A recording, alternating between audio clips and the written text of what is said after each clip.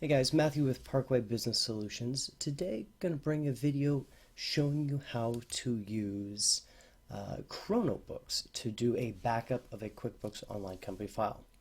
So the premise here is we've created a universal company file that we'll be able to store, and every time we bring on a new client, we're going to take it, copy it over a new instance of a file, and it'll give us our chart of accounts, our classes, our reporting the way we need, and we're hoping it's going to do our bank rules, those type of things all at once. So let's give it a try and find out together how well it's going to work. Okay, so from ChronoBooks, we're already logged in. We're going to go add a company, and we'll connect to QuickBooks. We'll get our pop-up here.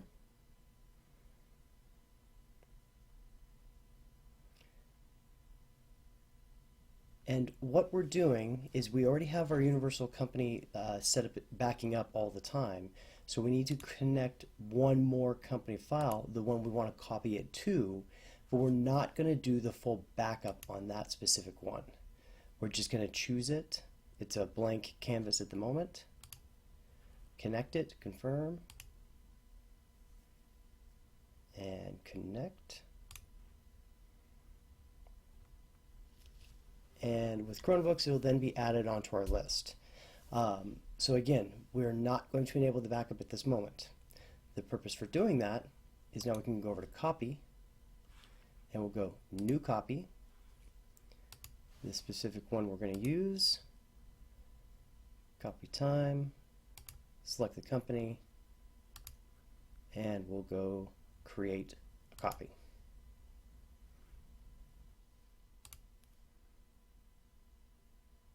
And we've successfully made the request. So again, although there's a name on the specific file, there's actually no information in it whatsoever. We just have our reporting, like I said, created inside of it, chart of accounts, classes, and so forth. And assuming this does pull over all of that information, and especially like the rules, it's a major time savings. If this will pull that up, we could literally come in, boom, we're ready to go with a new client set up onto it. So fingers crossed. So we let the process finish up, and it took roughly about maybe 2-3 minutes for it to finally complete. But by the time it was done, you can see we've got a list of all the changes that actually happened within the file. So we had one sales receipt that was in there. It was just a basic template. It created all of our classes for us, brought over the payment methods, different terms for the invoices and such. Chart of accounts are over. It deactivated 22 as well, so that's an important thing to see.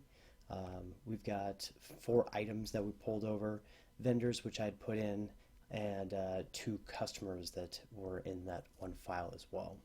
So pretty thorough bit of information. Again, we really didn't have any invoices, we didn't have any bills, any payments, any of that stuff on purpose, because the goal of this was to give us kind of a bare bones shell that we can now go forward. We don't have to necessarily rework the chart of accounts every time. We would be able to import our universal bank rules, which will help with the transaction part of it. But over half the setup stuff is all done, and it just took a couple minutes. So I just finished doing a quick review of the information as it pulled into QuickBooks Online, and it did seem to pull in our chart of accounts for us, no problem. Pulled in the couple of vendors that we had already put into the system previously. Our class list did get pulled in. The only things that didn't seem to get pulled in were the bank rules and our custom reporting, which we were really hoping for. But all in all, for the amount of time spent, 2-3 minutes, it definitely helped set up a new company file with all of the basics that we would want in a much shorter amount of time. Thanks for checking out our video today. We hope you enjoyed the quick review of ChronoBooks. If you liked this video, be sure to leave a comment below and subscribe. You can also check out some of the other reviews that we've done on our website just by coming up to Cloud Accounting and the app reviews.